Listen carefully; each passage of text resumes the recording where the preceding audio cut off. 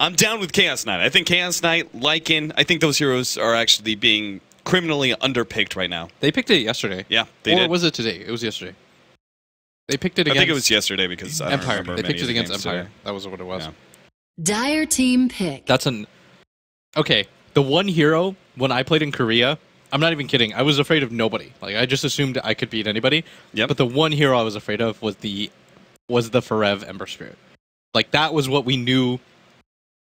Like, first two ban, even when it wasn't a meta hero, Yeah. the Forev Ember Spirit. You talked about this before, where essentially the Koreans were still playing Ember Spirit, right? We talked about Ember Spirit as a whole and why it was doing so well for the Chinese and it wasn't doing very well for anybody else. You said, you know, the Chinese were routinely picking up Ember Spirit and never really fell too much out of favor with them despite the meta changes. And you said the Koreans also kept on picking up the Ember Spirit kind of no matter what. Yeah, it was just their hero. And MP loves it. Like, he thinks Ember Spirit is, like, the most Asian-looking hero. I don't know. What? How is that? You don't know that, dude? How is that good reason to pick a hero? What? Yeah. Like, whenever I fall asleep at night, I just burst into flames. 10 seconds remaining. Oh, and now I'm applying this to everyone. Does everyone just like pick the heroes that they 5 look like? seconds remaining. That's why I picked Storm. You think I want to play hero? You think I want to play Storm? It's just because I kind of look like him. Why did you keep playing him after the remake though? Because I'm trying to lose weight. Did you know? Okay. Just like I'm trying to match to it. keep looking like Storm Spirit. It's like every time they patch him to look slimmer, I'm just like, oh god, like this is I can't lose any more weight. I just have to eat fries. This isn't possible, Valve. So if Ember Spirit, they just continue to make Storm Spirit lose more and more weight, like he actually becomes like super skinny. You're gonna lose all your weight. It's like TI6. I'm just gonna be like the most ripped dude. I'm just gonna be if they keep remaking Storm so that he gets thinner and thinner. I just have to work out even harder. Like I'm kind of casually getting to that level where I'm the new Storm Spirit shape. But it's like maybe that's why I've grown out the beard to look like Earthshaker. Yeah, if they decide that they're suddenly we're actually on the mainstream now. Yeah, welcome everybody from the mainstream. We're just talking about how players like to look like their heroes. Yeah, so that's why if he gets abs, I have to start. I got to start doing crunches or something like that. But make it happen, Valve. Make it so Storm Spirit is super ripped. So Blitz has to get ripped as well. Yeah. Do you see? So Forev is going to be playing the Ember Spirit. It's just one of those heroes that he's so closely tied with. Like for me, Ember Spirit, it's either Ferrari or Forev. Like for a lot of people, it's going to be different. But from my experiences that I remember not too fondly, it's the Forev Ember Spirit. Virtus Pro going to set up on the top bounty rune, and we will have the typical trade-off. Rev gets one, Bloodseeker gets the other. So Gun's going to be playing the mid Bloodseeker here. They're not going to be putting the Lina up against the Ember Spirit. Why is that? Because Lina does very well versus Ember Spirit, especially those first couple of levels. Flame Guard can't protect him at all. I think the Lina just pairs well with the Naga Siren, because if Lil just gets a level of Ensnare early, you're almost guaranteeing yourself a kill. It's just a good setup, and I think G feels like if he's against the Queen of Pain or the Ember, he's pretty confident. The thing, though, that Forev is going to love about this lane is that there's almost nothing that can pop his Flame Guard. Yeah. Like, he's going to be really satisfied to know that, and so both of them should get farm, I think. Like, this is a lane that I think both of them will succeed in, and they'll do fine. Like, yeah, it's just kind of the bounty hunter factor that may be different. Jerix, well, that was actually a trade-off there. FNG and Jerix both kill each other's counter wards that were set up, and there is another counter ward sitting here in the middle lane. Now, looks like FNG is going to try and protect God as much as possible. Our top lane is, of course, that Lina Naga Siren lane that we're talking about. All right, they just keep eating each other's wards. Back and forth. All right, so they finally keep one ward. FNG now keeps the one counter ward up. He won the war. He did. Did he have no, he had 3? So Jerix is now going to head up to the top lane. Yeah, this is the better thing for him to do. He knows he's given up on that war. He's lost that. It's better to just help out Sunbi right now, because you can pressure the Naga and the Lina. Like, they're going to go for him right here and just try to do some damage. If they manage to get the cogs, yeah, they actually grabbed a great play there from Sunbi, bringing it back inside the cogs. Now, they won't be able to kill him, at least very unlikely. Lil's going to have to eat through some trees, but they do get a lot of good harassment out. Jerix just puts that Orb of Venom on him one more time. But yeah, this sort of dual lane situation, this is actually one of, I feel like one of the best uses of the Bounty Hunter as a roaming hero is to shut down the supports that are trying to kick back the offlaner, especially in dual lane scenarios. Oh, for sure. The thing is a lot of Bounty players, they just decide to camp mid and go non-stop at that and try to force it to work no matter what. It's like, okay, if they have a sentry there, then I'll try to snipe the courier or something along those lines. And I think that's the wrong idea to have. You eventually have to just swap lanes and guarantee yourself some levels. Because if you're a level 1 Bounty Hunter at 6 minutes in, what are you actually going to accomplish for your team? Brett takes some damage here. The hold of the Frostbite and a couple of right clicks out from the Bloodseeker. Trying to think here. There's not too many heroes that are... Yeah, I guess Sunbee's a little bit low. And same goes, Bounty Hunter was missing some HP earlier. They got to really make sure that that doesn't happen. You've seen teams, like when they're playing against a Bloodseeker, specifically carry like a lot of healing salves just to make sure everyone is healthy. That's pretty absurd, her win rate. Even before TI, she had a 60% win rate. Now she's got a 79% win rate, and in mid lane, they're not going to be able to get out of this Bloodbite. They're both going to get hit by it, and G might actually just decide to go for this, but I guess he was afraid that somebody might rotate in, but they're getting really low, and Ferev actually didn't even have any mana. Yeah, Jerix actually has no HP regeneration. Same thing goes for Ferev. So this is a huge lead now for G. He definitely read this lane very well and saw that he was going to be able to win it. He just gets a slight advantage and really starts using his physical damage to put pressure on the Ember Spirit. If you don't funnel a lot of regeneration to yourself, it's a rather easy kill after kill. Yeah, Jerix is actually really low right now, and he's afraid to even go for that Siege Wagon, because he has Shadow Walk still on cooldown and probably died for that. Well, they get the ensnare here. Light Strike Array will land on Sunbee. He takes a lot of damage, but he really got the crucial cogs to push back Lil that allows him to survive. If that Naga Siren had actually gotten in range, even just an earlier whip time, maybe that Clockwork would have died. Now, MP comes to the middle lane. The Queen of Pain to match up against the Bloodseeker, but I feel like it's just a bit too late. Yeah, the Bloodseeker's had way too much of a good time here. As MP actually only has 9 CS right now, which is pretty absurd considering the type of matchup. I guess he was against the dual lane. Oh, ensnare, great setup here. VP just burst down MP. That is a 4-man or 3-man rotation to the middle lane, leading with the ensnare. I mean, this Queen of Pain is really done for. He's got 3 different heroes that he's terrible against. You've got the Frostbite hold where you can't blink out. You've got the ensnare hold as well, and then Earthshaker is quite strong just because he's got really long range initiation. And later on to the game, of course, Blink Dagger and that chain stun is quite powerful versus any very mobile intelligence hero. Yeah, I'm actually seeing Crystal Maiden used a lot against the Queen of Pain early. It's one of those supports that you can't really dodge, right? Like, you can dodge the Vengeful Spirit stun using the blink, things of that, but against the Frostbite, you get held, you get held, and it should be enough time for you to almost always get that Blood Right off and chase. And the Crystal Maiden, at the same time, I think the biggest buff to her was that Glimmer Cape is now an item in the game. Like, it just makes her really naturally tanky.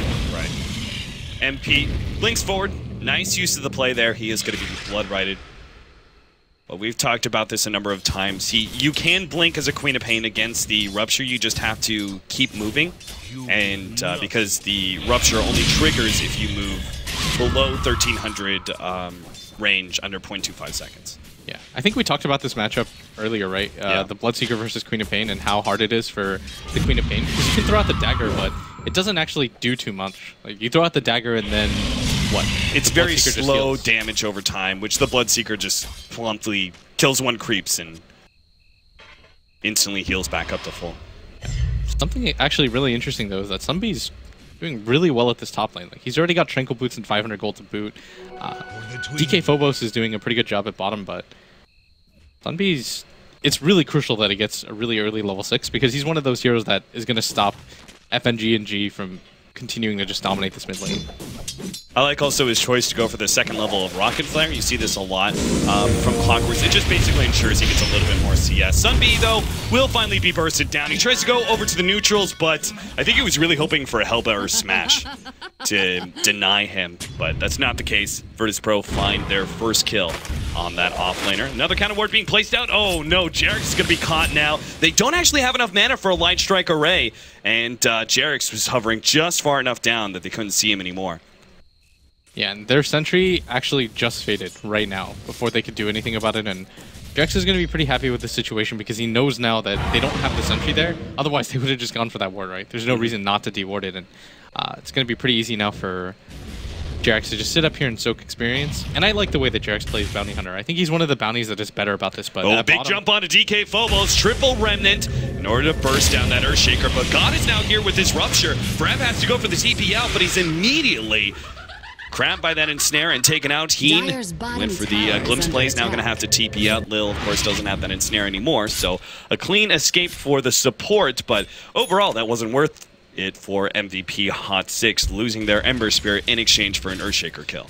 It'd be an okay trade if the Ember Spirit had an overwhelming amount of farm or CS, but when you're this far behind, you don't want to die. Especially as a carry, trading 1-for-1 probably isn't worth it, especially since the Earthshaker's life is kind of pointless. All he cares about right now is getting levels, because he already has a Soul Ring. He's almost got fully completed Tranquil Boots. So farming for him in the jungle is going to be pretty easy. So for him to trade his life just 1-for-1 like that to slow down the Ember Spirit's farm is going to be significant, because Ember's a hero that really relies on hitting those item timings. If you can get drums plus Battle Fury at a reasonable time, then your hero is incredibly powerful. But he can't right now. Every minute that gets delayed just means that VP's 5-mana is going to be even stronger. Queen of Pain found a Haste Rune. I was just wondering, are they going to try and shut down this Bloodseeker a little bit more, because God is just having such a great time in this middle lane. He's got for some basic stats, which I really like. Magic Wand, Dread, Ring of Aquila. And what is this Robe of Magi going into? He can decide to go for the Blade Mail. It's actually really strong in this game, considering the type of heroes they have. But VP are going to go for this bottom hero. And if you notice on the map, it's the lowest tower. So it's going to be the easiest one to go for after the kill. And it's going to leave them no time for them to respond, as DK Phobos is going to lead with the stun. Illidan with the follow-up, and Frev just doesn't have enough HP to live through that. Great pickoff, especially with the Flame Guard not being used in time. Great setup by Virtus Pro, very important pickoff. They've pretty much shut down all of the cores. I mean, the Queen of Pain is the one core that was doing okay, and even she has died once. Hookshot misses there. Lil is going to be in a spot of trouble. Sonic Wave will manage to finish him off, but MP may still be caught. DK Phobos, he doesn't have that Soul Ring. MP still hit by the Rupture, is going to be caught by the Blood Right. God easily finishes him up. They were trying to... That maneuver is just a little bit too risky, especially by a tier 1 tower that you can't necessarily take. So that trade, obviously not worth it. Just a Naga support for a Queen of Pain, and that seems to be what MVP HOT6 have to commit every single time they want to go for a kill, is that they have to give up one of their cores to do so, and you're just going to fall behind in GPM. Because that Bloodseeker has been a big proponent of all these kills right now. He's been in 3 already.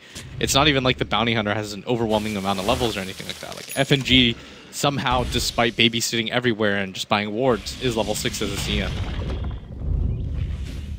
Middle lane pushing back Forev away from that tower. They're actually about to get Lil to his level 6, which will obviously be a big factor in either setting up team fights or perhaps extricating Virtus Pro from a couple. DK Phobos with the Tranquil Soul Ring build, as you said, is going to have a pretty good time farming up wherever he goes. Yes. It's just a combination of regeneration that makes sure that the Earthshaker never has to go back to base. It's good at jungling, it's good for off lane. Yeah, and G right now is just farming up some neutral sex right now, and both Disruptor, he's got his level 6. They're going to try and pop him with a Fisher. He actually got off the silence. He does it in time. Illidan will go down, and Heen, he's not even going to die. In fact, he's got a glimpse. Oh, no, he doesn't have the mana for it. That would have been so big. If he could, yeah, he actually has the mana now. They gave him the bottle charges. If he could just see DK Phobos, he could bring him back. Unfortunately, though, DK Phobos ran himself into the trees and is currently hiding there. Still, though, there's a huge turnaround from our Disruptor. Heen just barely picking up his level 6 in time, leveling it up and turning it around on the Lina. Looks like they're still going to find DK Phobos here. He actually puts out the Fisher, stuns up the 2 of them, and thought about maybe controlling the Queen of Pain a little bit more. Meanwhile, in the middle lane, Jerix. This is the one thing that I'm a little bit concerned about. Jerix, his Bounty Hunter play, like you said, he likes to play Bounty Hunter a lot. He's very good at it. I'm concerned he's not spending enough time getting those levels. Bottom lane to kill the Disruptor. MP is going to be taken out by the Laguna Blade as well. Virtus Pro just keep on finding openings. They're going to rotate all the heroes down here now at bottom, because they know that even with MVP HOT6 here, but somebody might just suicide for this. Yeah, he goes straight for FNG, and he's not even going to be able to get that kill. He finally gets off Battery Assault, but FNG is separated by a great Fisher from DK Phobos. Dire's middle towers. I mean, he was probably going to die no matter what, because the Bloodseeker was coming around. Radiant's But top tower is that was under a attack. very clear suicide play to try and kill that Crystal Maiden. And just that trade-off doesn't feel like it's worth it. No, not at all, because you're still giving up experience and gold to 4 different heroes that were there, Radiant and structures the are likelihood that you fortified. get that kill is quite low, and all this is doing is securing that VP are going to get this bottom kill in tower. Like, the Radiant's thing bottom is tower if you has lose 2 fallen. heroes down there, and your tower's at like 400 HP, that means they're almost certainly going to go for it, because you have 0 time to prepare. So instead of sending heroes down there further to just feed, you should go for the split push and just kind of split the map up for better farm overall, because all you're doing right there is giving them kills, or giving them the potential for kills, which is even worse. Like, losing the tower is bad enough. Losing heroes on top of that is going to be even more disruptive, but MVP HOT6 right now, they need to start hitting their timing soon. Like, the Bloodseeker's getting out of control. The Bounty Hunter needs to get level 6 within the next 3 or 4 minutes for them to be able to do anything. Like, maybe then you can trade ports for Dyer's supports, middle tower but until is he gets under level attack. 6, it's really not that worth it.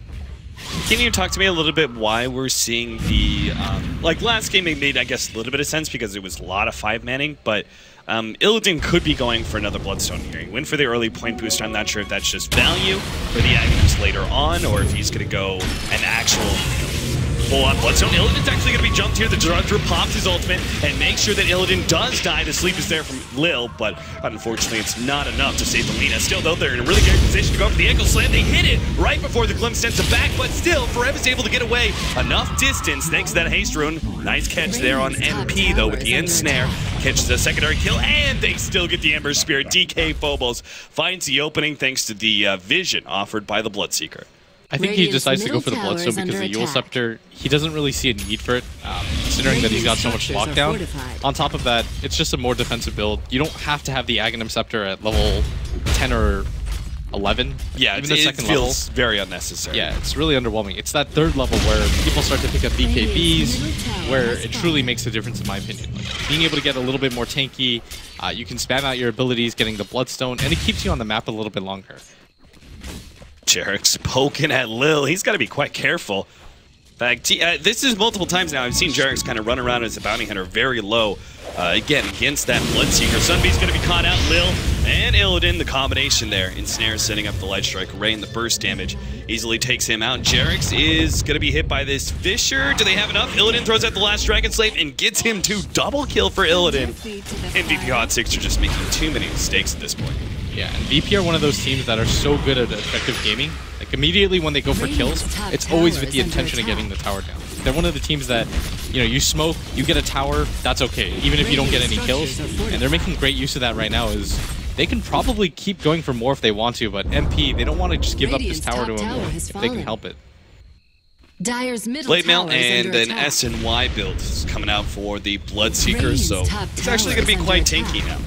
Even Dyer's against some of the middle magic tower damage, has been there's just denied. doesn't seem to be enough of it. If maybe MP was far ahead, if the Ember Spirit hadn't actually fallen so drastically behind. I mean, you take a look at the cores of Queen of Pain and Ember Spirit net worth-wise in comparison to where the Bloodseeker's at. He didn't even go for the minus, and he's still almost double their net worth. Yeah, and right now you're seeing VP, they've got complete map control dominance. Rupture's laid out. Yeah, Disrupt. Yeah, he's going to be able to TP away. No problem. Bloodseeker can't get to him. Time farther up, though. Sunbee, nice attempt at a hook shot, but unfortunately the last right click there is still there from Illidan. Yeah, and Sunbee right now has had such a rough game. That combination, the Lina plus Radiant's top anybody on their tower team, is under is attack. enough to kill Sunbee right now. And MVP HOT6, they just kind of look like they're not playing as a team. Like, things are a little bit too disjointed. They have one smoke on Jarex, but he's still struggling to get his level 6. He's level 5 right now, and they can't really do anything without his level 6 because there's no comeback potential for them otherwise. Like, going for a kill at this point seems underwhelming, and it will cost you too much. Yeah, it felt like MVP HOT6 were almost playing like they had track already in some of those situations where we saw like the Clockwork suicide for the attempted Crystal Maiden player. Like, that kind of trade-off may be worth it if they have a track, you know? And I think we had another trade-off at one point in time, Ember Spirit for somebody. It was just like these trade-offs can be worth something if they have track available, but Jarex has just taken so much time to get his level 6. 16 minutes in and he just now hits it. I think VP should actually go for a smoke and then go for either Roshan or just look to pick off and go for that top tier 2 tower. Like, those are probably the smartest options. If you feel really comfortable right now, going for the Roshan is perfectly fine, considering the type of lead that you have. but it does look like they want to get into that top fight because they know Forev isn't going to be there. And this is just a dangerous maneuver by MVP HOT6. There's only potential for death here because that top tier 1 tower has pretty much full HP. Like, you're committing really heavily for this. And yeah, if you don't win this know, no matter where VP are, they are going to be able to rotate in time before this tower dies. Just because it's full HP. So MVP HOT6, if they stick around, it's going to be a very clear misplay. They do get the glimpse back, but they've caught Jerix. At the same time, Lil is now trapped in with Sunby. He's not going to be able to get off that ultimate. Song of Siren unable to go off. DK Phobos hoping to be able to catch Jerix here. Echo Slam gets laid out, and he does manage to get him silent as well as Kinetic Field. Blocks out the rest of Virtus Pro from pursuing. Now they're going to be able to come back for him. Goes for more kills, trying to check out DK Phobos. A little bit more burnt, but he does manage to get it. There goes the Crystal Main as well. Ilden next target up. And boy, MVP HOT6 may have just won this fight, but never mind. MP, he gets taken out by the Lina, and God is ready to go for more. Forev easily cleaned up. Sunby, the last target, is going to have to TP away. God, just playing around those cogs. He doesn't even care. He's like, no, whatever. He really doesn't. And that wasn't a bad trade at all for MVP HOT6. They actually got a few kills there on a few core heroes. They slowed down the Bloodstone progression of the Lina, who's instantly alive, but they don't manage to grab the tier 1 top, and I think that was the greater bounty for them because they need to open up map control. They've taken the tier 1 tower mid, which is good, but if you can get that tier 1 tower top as well, it makes it really hard for VP to rotate if they're farming the jungle. So I think if you're VP, you're a little bit nervous about what just happened, but still in firm control. I think going for the Roshan, once you get probably...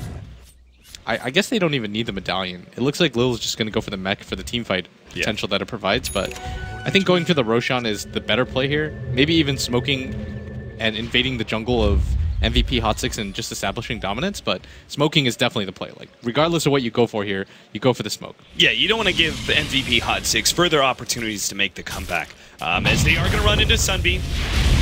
Free pick-off here, not much that Sunby can do, and they get back the 8 Bloodstone charges for Lina. Now the question is, what do they do with that kill? Are they actually going to be able to go back and take Roshan for themselves with that hero down?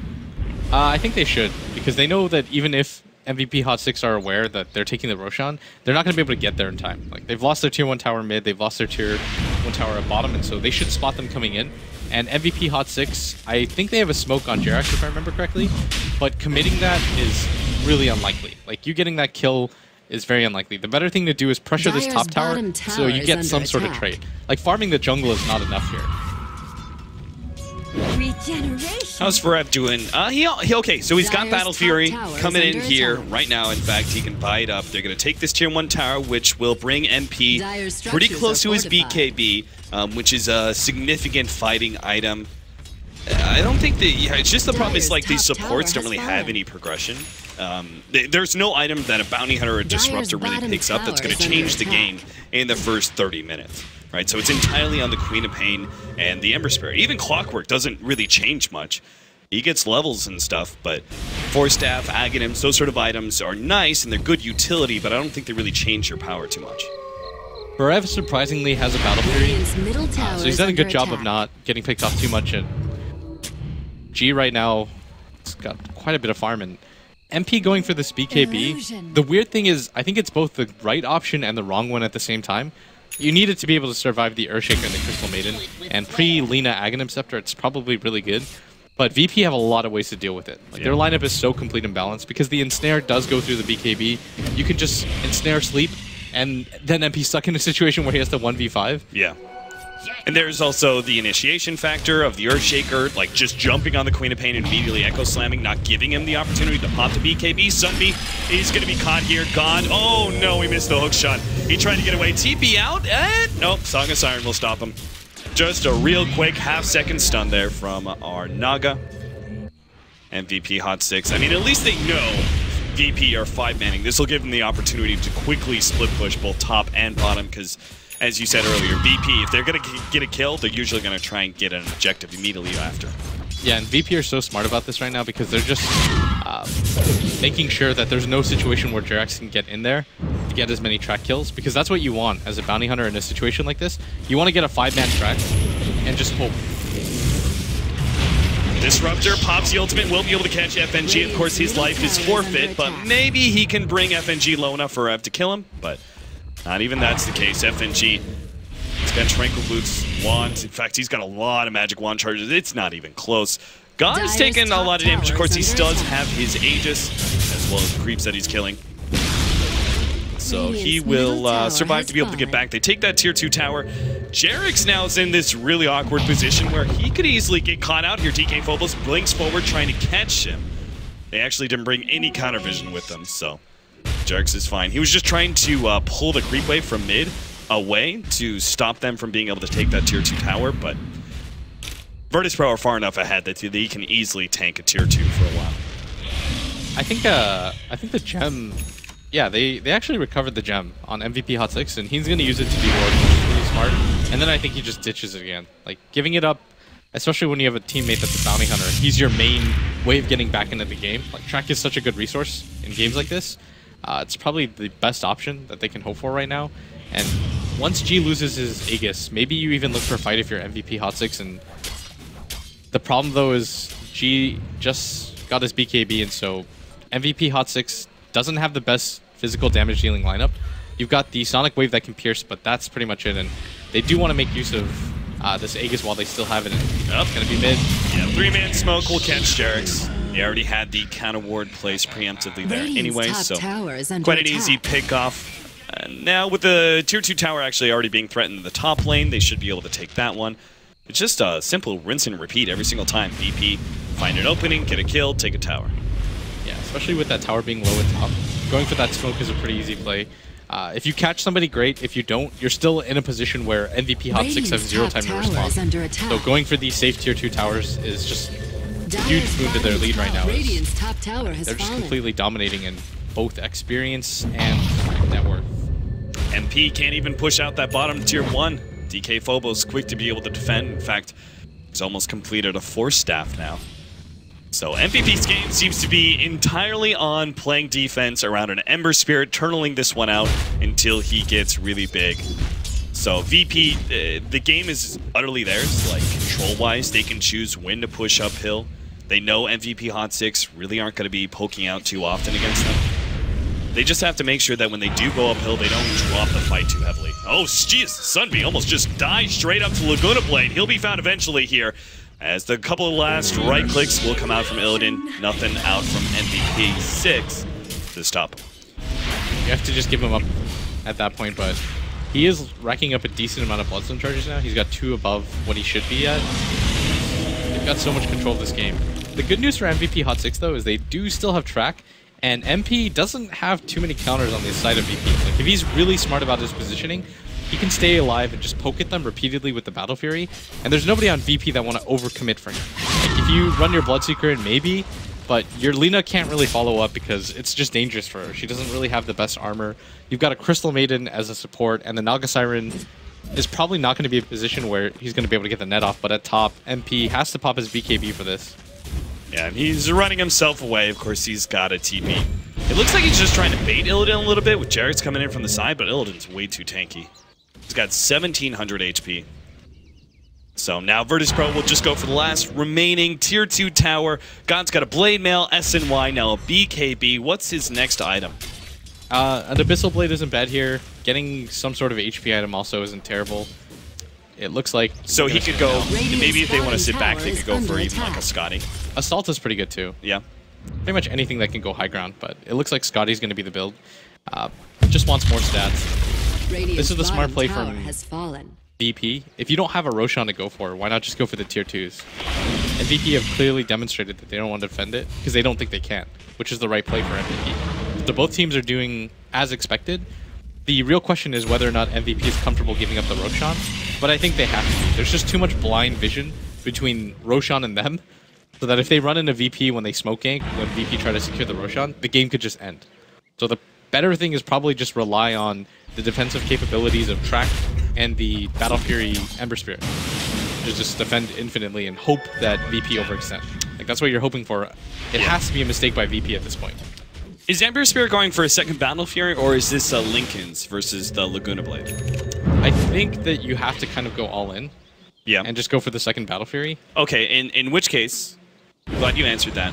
Why a second Battle Fury as opposed to a Crystallis Daedalus build? Maybe it is a Linken's. It might be, actually. Because if he just gets one shot by the Lina, it probably doesn't even matter. Yeah. And there isn't the best single target on the side of VP. Like, maybe she can blow it with the Yule Scepter, but I almost feel as if MP has to, or Forev has to continue to go late game items and just damage dealing items rather than just going for defensive stuff. It's kind of like when I see a team that's really far behind and I make the call for Divine Rapier, just because I'm like, you have to go all in. Sunby is going to try and catch out Illidan here. He immediately eats through the conks. Very good play from Illidan, and he's so fast thanks to Fiery Soul that he will be able to stay one step ahead of these heroes despite the track extra movement speed. The rest of VP here to defend him, so MVP HOT6 quick to retreat. That's not a bad move for them to go for, though. That's probably the main kill that they could have actually made happen. So you still have to get somewhat aggressive and punish when one hero just decides to push up by himself, right? You can't just let VP establish that much control where one hero can pretty much scare 5 heroes into being inside the base. But I think Forev should stay for buyback more than anything, especially if he anticipates VP going for it. But VP is probably just waiting at the next Roshan. Absolutely securing the win against a bounty hunter is probably the bottom smarter move tower here. is under attack. Dire's bottom Roshan tower will is be falling. up in about 2.5 minutes here. So Virtus Pro gonna have to wait a while longer till late Roshan, but that's fine. Still need to farm up that Scotty anyway for G. They actually do have the Aghanims now for the Lina, but he can start building into a further right-click build, such as the AC that we've seen a couple times from both Lina as well as Queen of Pain. Yeah, it's just a really good build. It helps fight physical damage a lot, and it makes you so tanky versus the Ember, who doesn't have a ton of damage. And there's the Laguna Blade and right-click. Oh, That is a 2-shot. That's some damage. Illidan does damage if Jerax needed Any to question be informed. about it, yeah. Like, hey, what's up? I one-shot you. Alright, who else does he one-shot? Brings Disruptor like Dragon Slave, Laguna Blade. That's all he really requires. Let's just say he does damage. But interestingly enough, I think what they're trying to do right now is just push in the lanes and then go for the Roshan. Like, just make sure that they can't really respond.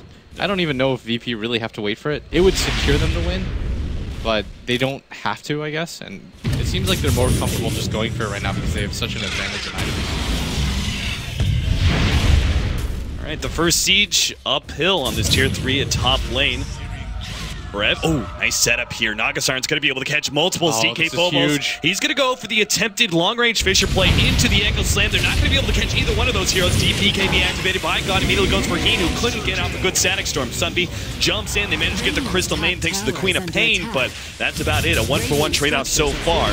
The rest of VP start beating on that tier 3 tower. They forced out the Glitz. Oh, Jesus. There goes Jerax. Once again, the Laguna Blade just kind of one-shotting him casually. And Virtus Pro, I mean, they've already blown their Song of the Siren. They've already used the Laguna Blade. It doesn't seem to make much sense to try and push uphill again. That is so scary. That's just like the life of an ant. You don't know if somebody's just going to accidentally step on you. It's like Jerax is just hoping that Illidan saves it for somebody else, but just instantly getting blown up. And MVP doing the right thing here, not overextending, waiting for VP to hopefully do that again, because they did get a track kill on the CM, I believe. They're probably okay with this, and they're just hoping that VP stick around for a little bit too long. They know they don't have the Aegis advantage, but VP smartly just backing out, circling out, and I think going for the Roshan here. Yeah, this is a perfect opportunity for MVP HOT6 to try and force something. Like, if there's no bigger opening than this, where you know Roshan's about to be up, and the VP team is backing themselves up, unfortunately, they didn't actually find anybody with that 5-man smoke. They were so close to seeing Virtus Pro chipping away. Oh, this could be the they know he's there. Jerax is going to see him. They do have the hook shot ready to go. It's just going to be a long-range one, and it doesn't seem like MVP HOT6, the rest of the team would be able to follow up immediately, so they don't try for it. Missed opportunity, it seems, and Virtus Pro will now center up on Roshan. They've got a double damage. That doesn't make it the easiest Rosh ever. I'm not sure what does. Roshan wants them to do this. Like, claim me. You don't just... The game doesn't just give you a DD rune and a Bloodseeker to do that, man. Alright, so there it is. Aegis is going to be picked up for God. Illidan happy to sit in the back. Man, what does just like Jerax do in this situation? You just like try and drastically split push? I mean, because like his tracks aren't really doing anything. I mean, if anything, him tracking up DK Phobos just got him killed. Keeping range, Jarek trying to hide himself. Good attempt at a play, but there's going to be both the Frostbite and Enchant Totem. FNG, I guess he really wanted that kill. Drops the ultimate.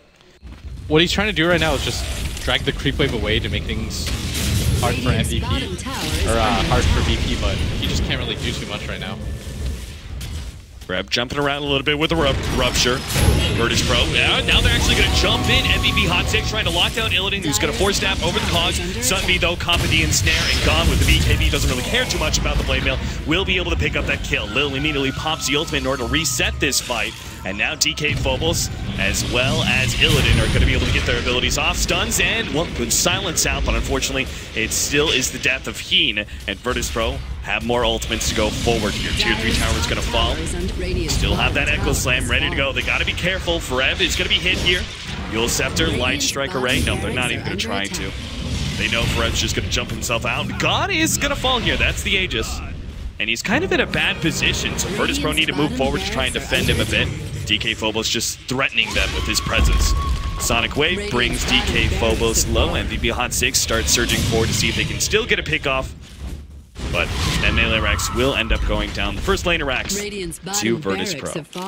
Yeah, Forev decided to go for the second Battle Fury, and I think this is the correct choice because they have to just deal damage right now. Going for the Lincolns, I feel, is pointless. Because even if you get one shot by the Lina, does it really make a difference when you get two shot, like you get stunned, and then you get Dragon Slave? Like, because the Yules instantly breaks your Flame Guard. So going for a defensive item probably doesn't really change anything for him. If anything, just being able to deal more damage is your last hope. But I mean, VP is showing how you're supposed to play against Bounty Hunter if you don't pick something like a tree or something incredibly defensive. They're just 5-manning and playing objective-based Dota and not allowing the Bounty Hunter to ever get anything. Like, when they back up as 5. When they decide to push, they make sure that they're covering each other's angles. And they're just not giving Jarex any sort of room to make. Track kills happen. 4-man smoke VP looking for something in the enemy jungle, but Virtus Pro has so much control. They're already on the MVP HOT6 side of the map. Looks like they're going to go for a mid lane push now. Also, the problem is, if they don't actually manage to quickly kill somebody, which I'm not sure how they would be able to anyway, there's always going to be the reaction from Lil, with that Song of Siren kind of resetting. Dire's courier has been killed. Yeah, they actually lost their courier, Jarex, able to snipe that, but you're going to need about 12 of those to make a difference right now. Didn't even have any items on it. Is under attack. Virtus Pro, Echo Slam, catches out Forev, but immediate response is there from He to make sure there's no more chain stunning, and DK Phobos will end up going down here. This is also a track kill for the team. Illidan was caught inside the Cogs in a bad position, but God just keeps on pushing forward. MP trying to get back to the fountain, but he has to run, and he's still got that rupture on him, so he just throws out the Sonic Wave before he dies. Somebody focus down God, he's in the middle of your base. We're just running Rickshaw over all of MVP. Now Lil pops the ultimate, just to make sure that those double buybacks don't actually get anything for MVP HOT6 Heat. Forev still desperately wants to pick off, and they will be able to get it thanks to Glimpse. Pretty standard Disruptor versus Naga Siren play. The important thing, though, is that the damage was very limited. VP managed to get almost everyone out thanks to that Naga Siren sleep. Yeah, but MVP, they got a few track kills, and more importantly, they just proved that they're able to hold. I think that the Aegis was blown as well. A while, but I mean, MVP held. They didn't have to use too much. I think the Queen of Pain bought back. You got a few track kills. You forced VP to overextend. And you got the gem back, probably more importantly than that. They were able to get another gem. So they've got 2 in the base that belong to FNG. And so it makes Jarex's job a little bit easier. Now that he knows there's no guaranteed gem for VP for quite some time. And having sentries is okay, but it's not the ideal situation. Actually, they're about to get one in 8 seconds again. Probably just going to buy it and run down mid again. They're trying to threaten the Lina here, but she's not so scared. I mean, the Queen of Pain just, her damage is so limited at this point. And she's kind of the only other damage dealing source when the Ember Spirit isn't around. He's busy trying to push out that bottom lane. Yeah, I think now you go for the crit. Yeah, he's actually just all in damage. He doesn't really care. If you die, you probably lose the game anyways. Oh, he went for Boots of Travel instead of going for the Daedalus. He's trying to split push as much as he can. Right. Just send one back. You can't only play defense in this type of lineup. You have to force VP to return to their base at some point in the game. Otherwise, Virtus Pro will just grow a very large economic advantage now. They've already done so over time thanks to what a great game this has been for them. Almost a 25,000 net worth lead, 20,000 experience being had by them right now. They're not grouping up yet, but I don't think that it's quite necessary for them to have to at this point. They can play pretty much however they want. Like, if they want to wait for the next Roshan to go for the high ground, they're, it's more than well within their right to do so. Is there, at any point, does it become a detriment waiting for Roshan? Like, say they pick up this next Roshan, they go for a fight, say they get the top lane of Rax, but they lose 1 or 2 heroes and they lose that Aegis again. Do you wait for the next Roshan? At what point in time are you just giving too much time to MVP HOT6 for them to farm up? Rev? Oh man, I thought he was actually going to be able to get away from this one, but he didn't have the Remnant out. It's going to be able to make the double jump, and he's still okay. Just barely able to survive through that burst damage. I actually thought he had a Remnant in the back. I thought he did too. Yeah, but still good timing on that Sleight of Fist to be able to avoid everything. So he does get off without dying. I think if he died there, that would have been VP signal to go. But that's what I mean. He has to take risks to go for the split push. You should have a Remnant up, but you're still going for the play to try to create space around the map for the rest of your team. It doesn't matter if he's the only person getting farmed. Then all they have to do is all in commit for Forev, and even if they lose 3 heroes doing it, if the Bloodseeker and the Lean are alive, it probably doesn't even matter. Well, that's an interesting ultimate. They're trying to catch Jairus here. We'll be able to get him with the ensnare. They bought the new gem too. That's what I meant, is you're just trying to give them as little avenues of comeback as possible, and getting Jairus out of the game and just making him useless like this is probably the biggest thing that you can do right now. He's getting close to the Abyssal Blade, but seems like Virtus Pro not going to wait for that one. They don't have to. They know that if they trade for Rax here, it's a good trade. Even if they lose 3 heroes of track, they're probably still in a good enough position where they can go for this. And they can send Illidan in first because he's got so many Bloodstone charges, he'll be back in 10 seconds.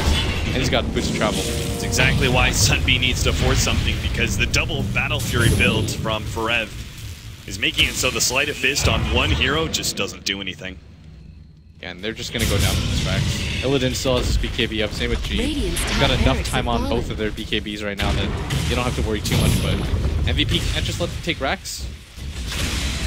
Second lane of Rax seems to be going down without a fight. MVP HOT6 forced away. Now they make the jump. The Blitz also goes down. They push back Illidan. There goes the Sonic Wave as well. Lil immediately pops the ultimate to see if he can catch MVP HOT6 as they try and retreat. Doesn't look like there's a good opening for them, so they will back themselves up. DK Bulbs actually now jumping back in with the Echo Slam. The ultimate goes down from the Disruptor as well, trying to stall that one up. Keen, forfeit to God. TP out from Sunby, despite the fact he's inside his own base. He had to make that kind of play against the Bloodseeker. Melee Rax will end up going down. There is a buyback from our Disruptor, seeing if he can't catch someone here with a glimpse. Looks like they'll get Illidan, pulls him back a little bit away, but he's too far forward. Immediately, Laguna Blade takes him out. Battle Fury bouncing around with a Sleight of Fist. Almost finishes off DK Phobos. Looks like FNG may go down the Sonic Wave and finish him off. And the rest of VP actually dropping lower and lower. Sunby trying to force this as God will eat his way through the cogs and trying to get away. Forev is going to jump forward and go for that light Sleight of Fist, but it's still not enough. 55 HP. Oh, they missed the rocket is too. what he lives on. Sunby, a miracle rocket. You gotta do this. G's got such a streak on him. This is a 12-0. You've got to go for the YOLO rocket. They see the vision.